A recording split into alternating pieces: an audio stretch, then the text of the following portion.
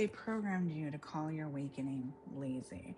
If you've been calling yourself lazy lately, unmotivated, behind, or broken, I need you to hear something. What you're calling laziness might actually be the most honest your soul has been in years. Welcome back, loves, and welcome if you're new here to the sanctuary. Come in, get comfy. This one's going to reframe something you've probably been beating yourself up over for some time now. Remember to take what resonates, leave what doesn't, and always use your own discernment. I'm sharing the truth Spirit has shown me. You are your own best guide. So the matrix, the system, the programming, whatever word lands best for you, doesn't need walls to keep you in. It just needs you to believe that the rest is failure. That stillness is weakness. That if you're not producing, you're not worthy. Okay, so when your body finally says no more and wants to rest, when you can't force yourself to perform a life that was never yours, they hand you a word for it: lazy, unmotivated, depressed, and you accept it because the programming runs deep.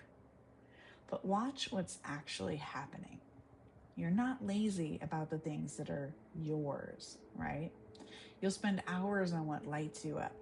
The exhaustion is specific. It shows up around the borrowed life, the job, the role, the version of you that was assigned, not chosen. That's not laziness. That's your spirit refusing to keep paying for a cage. So stay with me. Now let me show you what this label actually costs you, because it's not just a bad feeling, it's a theft. Every time you call yourself lazy, you take a piece of information your soul is trying to give you and you bury it under shame. The tiredness was a message. It was telling you something is misaligned. Something needs to change. Something here is not yours. But the word lazy intercepts that message before you can even read it. So instead of asking, what is this exhaustion pointing at, you just decide you're the problem and try to push harder. You override the signal, you force yourself through it, and the misalignment never gets addressed. It just goes underground and comes back even heavier. That's the real cost. The label keeps you from ever getting the lesson, the healing. So you're doomed to keep repeating it and blaming yourself a little bit more each time.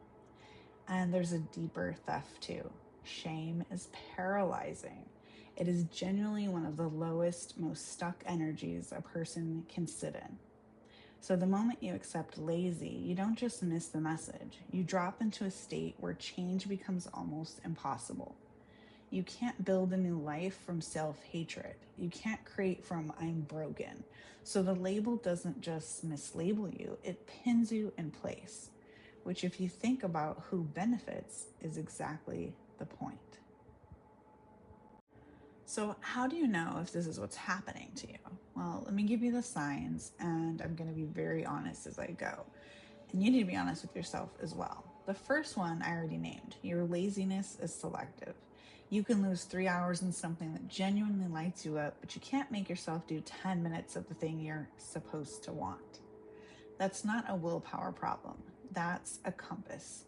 The second sign, the exhaustion is worse around specific things, okay? A particular task, role, relationship, and lifts around others. True laziness wouldn't be that specific, right? And third, you feel guilty resting, like you have to earn the right to simply exist. That guilt was installed in you. It didn't come from you. And fourth, when you imagine the life you're failing at, you don't actually want it. You just think you're supposed to. And the biggest tell, you're not tired when you're being yourself. You're only tired when you're performing. Now, if you saw yourself in those, hear me. You are not lazy. You are misassigned. You've been pouring your energy into a life that was never built for who you actually are. And your spirit is doing the only thing it can, withholding fuel from the wrong fire. So here's what you actually do. First, stop arguing with the tiredness and start interviewing it. Next time the heaviness hits, don't reach for shame. Get curious. Ask yourself, what was I doing right before this? What am I avoiding? What would I be doing right now if no one had ever told me what I'm supposed to want? The exhaustion has an answer. You just have to stop drowning it out with the self-judgment long enough to hear it. Second, separate the rest from collapse, the real rest. Okay? A lot of what looks like laziness is actually your nervous system finally crashing after years of forcing. So let yourself rest on purpose without earning it. Real guilt-free rest, the kind the Matrix says you don't deserve. You'll often find that once you stop punishing yourself, genuine energy comes back for the things that are actually yours. The laziness, so to speak, was never the real you. It was the burnout the shame was hiding. And third, take one small action towards something that's yours, not the borrowed life, the real one. And watch what happens to your energy. If the tiredness lifts the second you move toward your own path, that's your confirmation. That was never laziness. That was your soul waiting for you to point your life in the right direction. Now, the world calls it dysfunction because a person who can't run on the hamster wheel is a person they can't sell to. Your stillness costs them.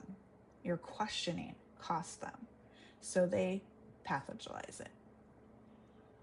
To get you back in line before you remember who you are. You don't need to be fixed. You need to be honest about what's draining you and brave enough to stop feeding it. If this is landing and you want to go deeper into clearing what isn't yours, my Shadow Work Alchemy course and the Sanctuary Reset are linked below. Both are built exactly for this kind of unlearning and unprogramming. Sending you light, love, and healing, and I hope this helped.